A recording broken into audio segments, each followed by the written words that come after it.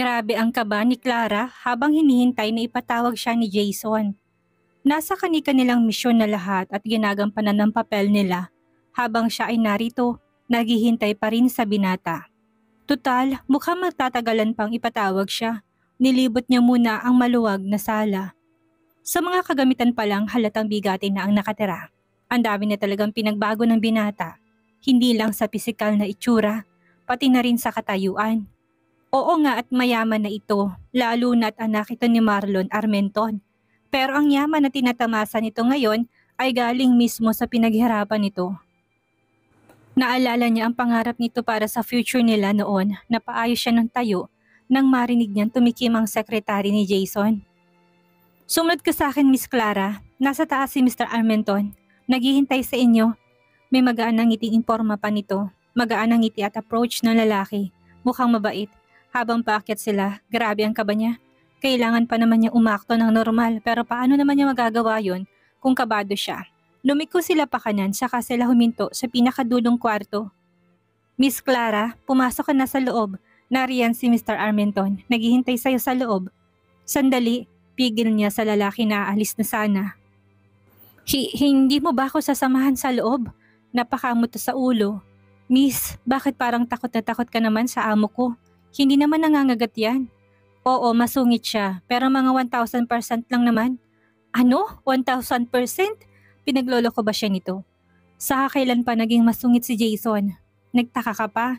Hindi ba ikaw ang may kasalanan niyan? Kastigo ng utak ni Clara, napangiwi naman si Herman. Naku, mukhang natakot ko pa yata si Miss Clara. Isip-isip pa ng sekretary ni Jason. Napakamot na lang ang lalaki sa ulo. Hindi naman niya gustong sabihin na mabait ito dahil isa yung kasinungalingan. Ganito na lang, Miss Clara, para hindi ka masungitan ni Mr. Armenton, wag mo na lang siyang kausapin ng matagal. Tumango ka na lang. O kaya umiling, nang sa ganun wala kayong pag-uusapang masyado. Sagutin mo lang siya kapag talagang kailangan. Tama ba ang sinabi ko? Bahala na nga. Pulis naman ang babaeng to. Siguro naman kaya niyang i-handle ang ugali ng amo ko. Isip muli ng lalaki. Walang nagawa si Clara kung hindi ang tumango bago niya pihitin ang seradura ng pinto. Kumatok na muna siya, nahigit niyang paghinga. Nang pagbukas niya ng pinto'y nasa harapan niya na ito nakatayo. Mukhang kanina pa ito naghihintay sa kanya. Hi, aniya sa alanganing tinig. Bakit nagdala ka pa ng mga gamit? Hindi ba sinabi sa'yo ng team leader mo na akong bahala sa lahat na mga kailangan niyo habang nagtatrabaho kayo sa akin? Malamig nitong tanong, hindi man lang siya binati, pero ano nga bang inaasahan niya?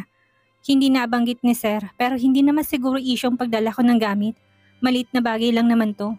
Isang bag lang naman ang dala niya, kasama ang mga baril na kailangan niya. Tumango lang si Jason, bago naglakad pabalik sa swivel chair nito. Habang naglalakad ito'y hindi niya maiwasan sundan to ng tingin. Sa paglipas ng maraming taon ay mas lalo tong kumisig. Hindi lang yon, lumaki ang katawan nito at tumangkad palalo. Iniwas niyang mata nang tumingin ito sa kanya. Hindi niya kayang tagalan ang malamig na tingin ng binata. Parang nagpapalpitate ang puso niya. From now on, sa isang kwarto lang tayo matutulog. Listen carefully, Miss De La Cuesta. Sumeryosong binata. It is important to respect my privacy and avoid discussing personal issues we had before. If you have any other questions or topics you would like to discuss about your work or mission, feel free to ask me. Ramdam niya ang pinong kirot sa dibdib. Avoid their personal issues before. Ang sakit isipin, hindi na talaga nito gusto na mapag-usapan pa ang nakaraan nila. Akala niya noong una ay madali na kausapin to tungkol doon pero mali siya. Mukhang matatagalan pa bago siya makahingi ng tawad dito. Hindi naman kasi siya narito dahil sa personal na dahilan. Nandito siya dahil sa trabaho. Kung tutuusin, hindi na kailangan pang umupa ng pulis ni Jason para malaman kung sino nagtatangka sa buhay nito. Pero mukhang tinutuon ng binata ang sinabi noon sa kanya na hindi na nililingon sa underground world. Inalis niya ang ngiti sa labi niya. Hindi niya namalay nakangiti na siya habang nakasunod kay Jason papunta sa kwarto nito. Tumambad sa kanyang madilim na kwarto ni Jason. Wala man lang nakabukas maski isang ilaw, pati bintana ay nakasara. Hindi na siya nagtaka, isa ito sa report na binigay ng binata sa kanila. 3 beses na daw itong pinagtangkaan ng barilin sa mismong kwarto nito. Daman niya ang pag-usbong ng galit sa kanyang dibdib. Malaman at mahuli lang niya ang taong nagtatangka sa buhay ni Jason ay siya mismo ang papatay rito. Napapikit siya nang biglang bumaha ang liwanag sa silid. Tinuro ng binata ang kama. I will sleep here. And you? Turo nito sa kanya. Sa sahig ka. Nanlaki ang mata niya. Ano? Seryoso ba siya? Napatingala siya nang lumapit to sa kanya. Hindi niya kinayang matiim na titig ni Jason kaya yumuko na lang siya. Kaya ngayon ang mata niya nakapako na sa matipunong dibdib ng binata. Bumaba ang ulo nito. Nadama niya mainit nitong hininga sa gilid ng leeg niya kaya nahigit niya ang paghinga sa pagkabigla. Oo, sinabi ko na sa isang kwarto tayo matutulog, Miss De La Cuesta. Pero hindi ko sinabing tabi tayo. Ano bang nasa isip mo? Magtatabi tayo na parang mag-asawa?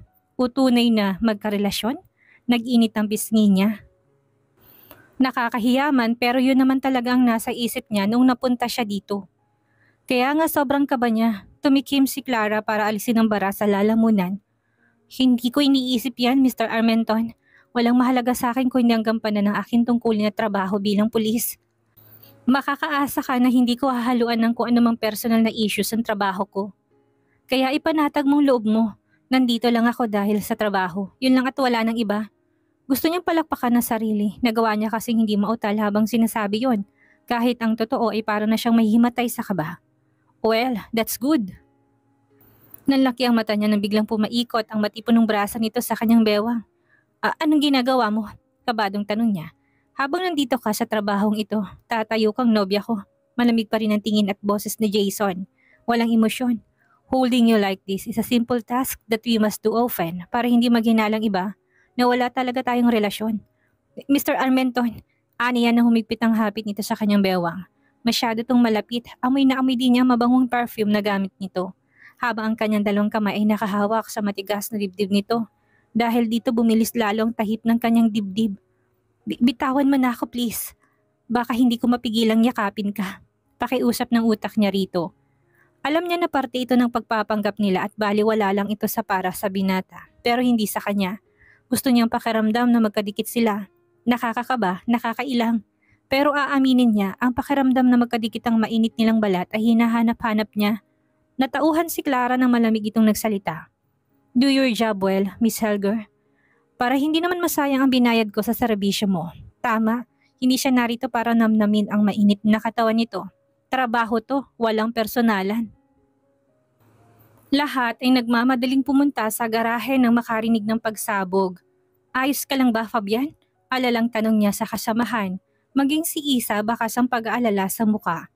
Ayos lang ako. Mabuti na lang napansin ko na may bomba sa sakyan ni Mr. Armenton. Mukhang nakatanim na ito bago pa tayo dumating dito. Kaya kayo magdoble ingat dahil hindi natin kilala kung sinong kalaban. Ninuso ni Fabian si Johnson na nasa kalayuan. Mukhang hindi nagulat si Mr. Armenton. Hindi siguro itong unang beses na nangyari to. Palagay niya tama si Fabian. Hindi man lang ito nagulat sa nangyari at base sa ekspresyon ng binata ay inaasahan na nito ang nangyari. Magdoble ingat na lang tayong lahat. Hindi lang kaligtasan ni Mr. Armenton ang nakasalalay dito. Maging ang kaligtasan din natin. Napatango siya dahil tama si Isa. Sige na, bumalik na tayo sa trabaho natin.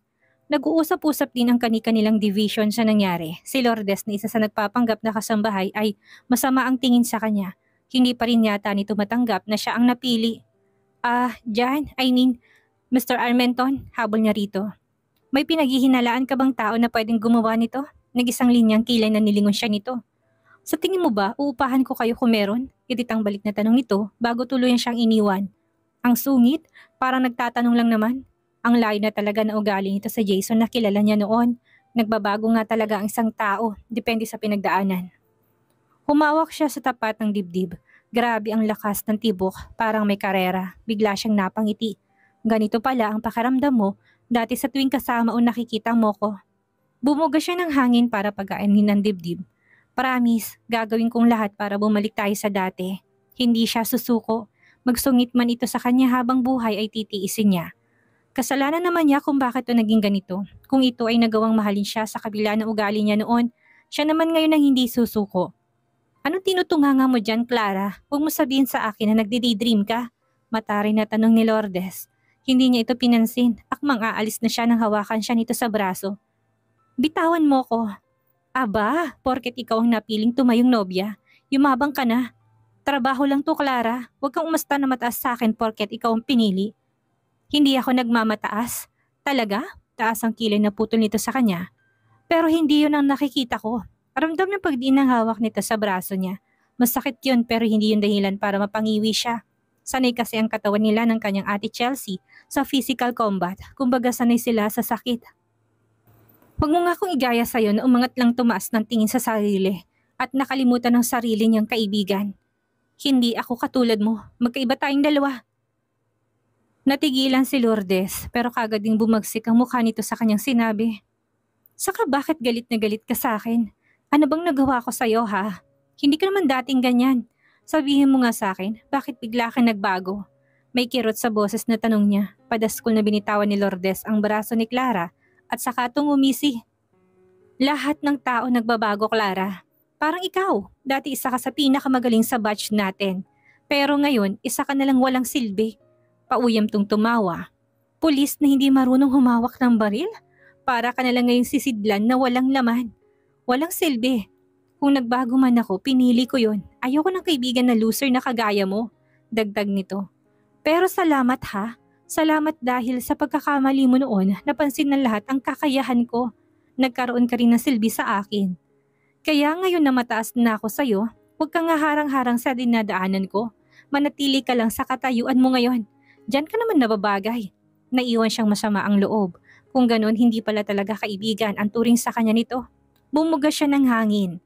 Nakakasama ng loob pero mabuti na rin nalaman niya ang tunay na kulay nito. Hindi na siya makukonsensya na patulan to sa susunod. Bakit ang tagal mo? Lukot ang mukhang tanong ni Jason pagkapasok niya sa kwarto. Nanlaki ang mata niya sa gulat ng madatnan itong nakatuwalya lang ang pang-ibabang parte ng katawan. Basa ang buhok nito, dibdib at tiyan, mukhang katatapos lang maligo. Tumalikod siya. Ano kasi? Kandautal siya, pulang-pula din ang pisngi niya. Alam naman nito na hindi na ito nag-iisa sa kwarto. Hindi ba dapat lang na maging maingat ang kilos nito? Aba, daig pang model kung rumampa. May hinagis to sa paanan niya. Put that vest on me. Nakagat niya ang labi at napapikit. Kapag minamalas ka nga naman hindi ito simpleng vest lang na kayang isuot mag-isa ng tao. It's a type of vest na kailangan nakatulong para may suot to. Ibig sabihin mahawakan kong katawan ni Jason? Napalunok siya sa naisip. Okay. Sige Mr. Armenton, madali naman akong kausap saka trabaho ko naman to. Kumunot ang noon ng binata na mapansin ang pagbabago ng mood ng dalaga. Kung may iniisip kang hindi maganda, erase it woman. Wala akong choice kung hindi hayaan kang tulungan ako. That's it. Nothing more reason. Masungit itong pakli. Anong may iniisip? Wala ho Mr. Armenton. Okay, pagkaila niya. Halata bang may iniisip siya? Saka ikaw na itong nagsabing trabaho lang ito, kaya huwag kang mag-isip ng kung ano-ano. Iwas na iwas na mapatingin sa dibdib nito na wika pa niya. That's good, mabuti ng malinaw. Ano pang hinihintay mo? Help me to put this thing on me. Dinampot niya ang vest, katulad ng kanyang inaasahan mabigat to. Pero teka, bakit dalawang vest ito? Kanino ang isa? Habang kinakabit sa katawan nito ang vest ay panay ang lunok niya. Pinagpapawisan din siya, pasimple siyang tumingala. Muntik na siyang matumba nang makitang nakayuko ang binata habang nakatingin sa kanya ang malamig nitong mata. Oh my God, bakit nakatingin siya? Para tulinan lambot ang tuhod niya. Hindi na niya maikabit ng maayos ang lock ng vest dahil nanginginig ang kamay niya. Nahigit niya ang kanyang paghinga nang hawakan nitong kamay niya. You're trembling, Clara. Why? Do you feel uncomfortable with me? Kunot ang noong tanong nito. Naku Jason, kung alam mo lang. Uncomfortable? Hindi Mr. Armenton, dala lang siguro to ng gutom. Pagsisinungaling niya, kahit na ang totoo ay tama ang sinabi nito. Paano siya magiging komportable at makakakilos ng maayos kung nasa harap niya ang lalaking matagal na niyang hinihintay na bumalik? Tagaktak ang kanyang pawis nang matapos ng ilak ang vest sa likuran nito. Salamat naman at natapos din. Tumingin ang binata sa relong nasa bisig. We have 30 minutes to eat lunch. Maligo ka na, hihintayin kita. After lunch, aalis tayo. Tumango siya at nagmamadaling maligo. Nagdala na siya ng damit sa loob ng bathroom para dito magbihis. Wala siya sa kondo niya. Hindi siya pwedeng lumabas na nakatapis lang ng tuwalya. Saka baka mamaya ano pa ang isipin nito. Naglapat ang labi ng binata na makita siyang lumabas. Parang may hindi to nagustuhan. Why are dressed up already? Kunot ang noong tanong ni Jason. Paano natin may isusuot ito sa'yo? Tanong ulit nito habang hawak ang isang vest. Para sa akin ang vest niyan, nagbukas sara ang labi niya na tumango ito. Oo nga pala, naalala niya na isa ito sa dapat nilang gawin ang magsuot nito para sa kaligtasan nila. Paano natin maisusuot ito sa'yo? Namulang pisngi niya sa sinabi nito. Si Jason, tutulungan siyang isuot ito. No way. Kinuha ni Clara ang vest sa kamay ng binata at mabilis na tumakbo, pero napigilan siya nito sa braso bago pa siya makalabas ng kwarto. Where are you going? Madilim ang mukha na tanong nito na ikinalunok niya. Magpapatulong ako sa kaibigan ko na magsuot nito. Hindi mo na ako kailangan tulungan. Sinong kaibigan? Yung bang lalaking kausap mo kanina? Lalong dumilim ang mukha ng binata. Hindi ka lalabas. Ako nang magsusuot at maglalagay niya sa katawan mo. May halong pinalidad sa boses na tura ni Jason. Nanlaki ang mata at napanganga. Seryoso ba to? Naku, hindi ako papayag. Ayoko. Hindi ako papayag. Lalaki ka't babae ako. Hindi tama yon. Kaya kay Isa na lang ako magpapatulong. Saka about my privacy. Mr. Armenton, so let me go. Nakahinga siya ng maluwag nang bitawan siya nito. Alright, go ahead. Tama ka. Sige na, umalis ka na. Pinasadahan nito ang suot niyang jeans at t-shirt. Magpalit ka ng damit. Nandyan sa closet ang mga dresses na binili ko para sa'yo. Sanayin mo magsuot ng formal attire from now on dahil isasama kita sa mga lugar na pupuntahan ko. Mukha kang alalay sa suot mo. Nagsusuot ka na pala ng ganyan ngayon? May iling na sabi ni Jason, hindi makapaniwala na si Clarang purong luxury dresses at luxury heels ang suot ay nakamaong lang na jeans at rubber shoes ang suot ngayon. Hindi alam ni Clara kung iniinsulto ba siya nito o hindi. Saka inaayon lang naman niya ang suot niya sa lugar at trabaho. Hindi naman ganito ang suot niya kapag umaattend ng mga gathering. Mabuti dumating ka, Clara. Tuwang sabi ni Isa. Loko-loko talaga si Fabian. Gustong-gusto na tulungan akong isuot itong vest sa akin. Naku, inatake na naman ang kamanyakan. Akala yata makakaisa. Hindi niya mapigilan ang matawa. Lalo pat pulang-pula ang mukha ng kaibigan niya sa inis kay Fabian. Gago talagang Fabian na yon. Saksakan ng babaero. Hindi naman gwapo. Palatak nito. Siya nga pala, alam mo ba kanina na mainit ang ulo ni Lourdes? Impacta? Aba, lahat kami napagdiskitahan kanina ng init ng ulo niya. Mukhang masama ang timpla ng gaga.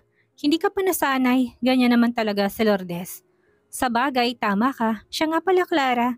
Si Simon kanina ka pa hinahanap. Alam mo, sa tingin ko may gusto yun sa'yo. Napapansin ko kasi na palagi kanya pinagtatanggol sa mga kagrupo niyang mismo kapag inagarbyado ka. Ikaw naman, Isa, kung ano-ano na lang iniisip mo. Mabait lang talaga yung tao, saka hindi lang naman akong pinagtatanggol niya. Mabait naman talaga siya sa lahat, Aniya. Tumangutango si Isa. Naroon na nga akong mabait siya sa lahat, pero ibang tingin niya sa'yo eh. Kapag nakikita ka niya, hindi na maalis ang tingin niya sa'yo. Parang ikaw na lang nakikita niya at pinakamaganda sa paningin niya. Kilig na sabi pa ng kaibigan niya. Pero boto ko sa kanya para sa'yo ha. Bukod sa matinong pulis siya, matangkad at gwapo rin. Aba, lahat kaya ng kababaihan na pulis gusto siya. Si Simon kasi yung pinakagwapong pulis sa department nila, kaya halos lahat ng babae ay gusto ito. Sa kabila ng kanyang kaibigang si Isa sa mga babaeng yon, sa tingin ko kaya mainit ang dugo sa'yo ni Lourdes. Kasi hindi niya matanggap na may gusto sa'yo si Simon. Dagdag ni Isa. Ha? Bakit naman siya magagalit? Ano ka ba naman? Hindi mo ba napapansin? Ang gusto ni Lourdes sa kanya lahat nakatunang atensyon ng mga lalaki. Kaya nga siguro inis na inis yun sa'yo eh. Halos lahat kasi ng kabinataan sa department natin ay nililigawan ka. Usap-usapan na si Lourdes ang nakiusap sa head. May sama sa division nila si Simon. O kita mo na, ibig sabihin may gusto rin siya kay Simon. Ikaw na lang yatang hindi nagkakagusto sa kanya. Aminin mo nga sa akin, Clara, may nobyo ka na ba? Umiling siya. Wala akong nobyo, pero magkakaroon na. Bigla siyang napangiti ng maalala si Jason. Kailangan na maging maayos sila bago pa siya hanapan na mapapangasawa ng daddy niya. Natawa siya ng kilig na alugin ni Isa ang balikat niya. Magkakaroon? Ibig sabihin may naliligaw ka na balak sagutin? Ganun ba? Sino? Sabihin mo, pulis rin ba siya? Parang batang tanong ni Isa sa pagkasabik. Napangiwi si Clara. Ang yabang niya sabihin na malapit na siya magkanobyo hindi naman siya nililigawan ni Jason. Sige na Clara, sabihin mo na sa akin, sino bang mapalad na lalaking yan at nagustuhan ni Clara de la Cuesta? Ang pinakamaganda sa department namin. Si Simon yan no, pangungulit pa ni Isa. Basta, huwag mo na lang itanong, balang araw malalaman mo rin kung sinong tinutukoy ko. Sa ngayon dalian na natin natapusin ang paglalagay ng vest dahil baka kanina ako hinihintay ni Mr. Armenton. Mukhang mainipin pa naman na tao si Jason. Clara, narinig mo ba ang chismis? Biglang bulong ni Isa. Naku, heto na naman ang kaibigan niya, inatake ng pagiging chismosa. Usap-usapan na may fiancé na si Mr. Armenton. Nasa Amerika daw at anak daw ng sikat na pamilya. Kaya nga daw pinapahanap ni Mr. Armenton ang nagtatangka sa kanyang buhay para kapag naikasal na sila ng fiancé niya, ay hindi na niya iisipin pang kaligtasan nila. Kwento ni Isa. Sa kausap-usapan din na magpapakasal sila kaagad kapag natapos ang misyon natin. Ang sweet ni Mr. Armenton na no? Hindi halata na lovable siya dahil mukhang malamig at napakasungit niya. Pero ang totoo ay mapagmahal siya. Nakakainggit. Sana makilala ko ng lalaking kagaya niya. Sayang, crush ko pa naman siya. Pero taken na pala siya. Kaya balik na ako kay Papa Simon. Clara, ayos ka lang ba? Alalang tanong ni Isa nang mapansin nanginginig ang kamay niya. Maging ang labi niya ay nanginginig din dahil sa pagpipigil na huwag maiyak. Baka naman chismis lang yan. Tama, chismis lang yun. Baka hindi totoo. Hindi yun chismis, iling ni Isa. Narinig ko rin mismo sa mga team leader ni Isa yun sa dahilan kung bakit pinapahanap niyang nagtatangka sa buhay niya. Dahil gusto na niyang malagay sa tahimik ang buhay niya bago siya ikasal. Gate nito, para siyang pinagbagsakan ng langit at lupa. Clara, alalang tawag ng kaibigan niya na manghinang tuhod niya at mawala ng balanse. Ano bang nangyayari sa'yo? Masama bang pakiramdam mo? Inalalayan siya nitong tumayo, na bigla itong napansing luhaan ng kanyang mukha. Clara, may nasabi ba akong masama? Hindi si Clara nagsalita at napahugulhol na lamang sa sakit. Parang salamin na nabasag ang mga plano niya. Ang tanga niya para isipin na sa nakalipas na halos 10 taon ay siya pa rin ang nasa puso ni Jason. Ano bang aasahan mo na mahal ka pa rin sa nakalipas na maraming taon? Kastigo ng utak niya. Clara, tawag ni Isa nang lumakad na to palayo. Puno siya ng katanungan, bakit umiiyak ang kaibigan niya? Samantalang patuloy sa pag-iyak si Clara, naninikip ang dibdib niya sa sakit. Natigil si Simon sa paglakad nang makita si Clara. Agad na nag-alalang binata nang mapansing luhaan ang magandang mukha nito. Dahil puro luha ang mukha ng dalaga tila wala ito sa sarili ay bumangga pa ito sa kanya. Pasensya na, ani ni Clara. Napatingala ang dalaga nang maramdaman ng paghawak ng binata sa balikat niya. Bakit? May kailangan ka ba? Ako ang dapat magtanong sa'yo niyan. Bakit umiiyak ka? May problema ba? Lalong naiyak ang dalaga nang maalalang sinabi ni Isa. O wala, may naalala lang. Pinahid niya ang luha, kailangan niyang kumalma. Kahit masakit wala siyang magagawa. Saka may trabaho pa siya na kailangan gawin. Clara, kung may problema ka magsabi ka lang sa akin. Handa akong makinig. Pareho silang napatayo ng tuwid na biglang sumulpot si Jason. Nandito kayo para magtrabaho, hindi para maglandian. Gawin niyo ang trabaho niyo ng maayos dahil bayad ko ang araw niyo. Lalo ka na, Clara. Pasensya na, Mr. Armenton. Babalik na ako sa pwesto ko. Magalang na paalam ni Simon. Sige, Clara. Mauna na ako sa'yo. Paalam nito bago umalis. Hindi ka pa rin nagbabago, Clara. Maring sabi ni Jason. Katulad ng dati, hindi mo alam kung paano ilulugar ang kakatihan mo. Daig pa niya sinampal sa insulto na tamumula rito. Kakatihan? Nakaalis na ito. Samantalang siya heto't naiwan ng luhaan. Hindi lang siya nasasaktan sa insulto ng binata. Nasasaktan din siya sa nalaman niya na wala na pala talaga siyang puwang sa puso nito ngayon. Dahil ang dating pwesto niya ay pag-aari na ng iba. Ang sakit.